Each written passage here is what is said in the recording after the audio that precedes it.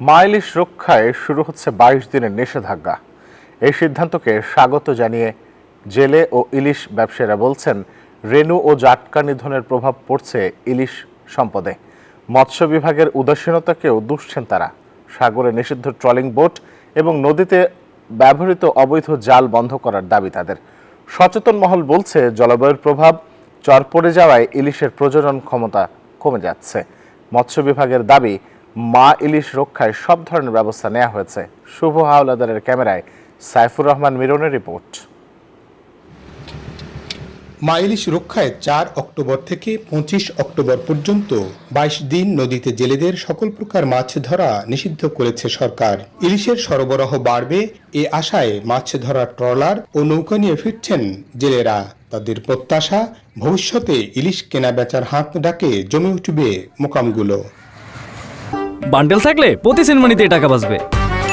বিকাশ send money bundle কিনে জিতুন প্রতি লেনদেনে। ব্যবসায়ীদের দাবি, মা ইলিশ ডিম ছাড়ার পর থেকে শুরু হয় রেণু নিধন। ওষুধ দিয়েও চলে মাছ শিকার, ফলে মৌসুমেও মিলছে না ইলিশ।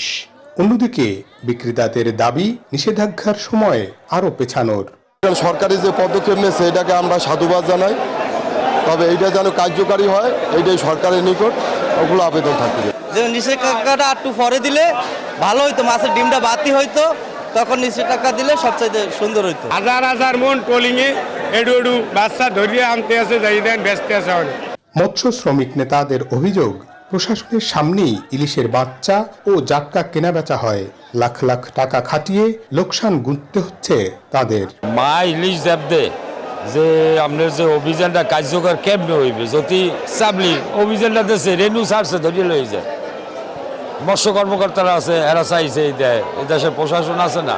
এদিকে চাঁদপুরের পদ্মা মেঘনা নদীতে জেলেদের সকল প্রকার মাছ ধরা নিষিদ্ধ।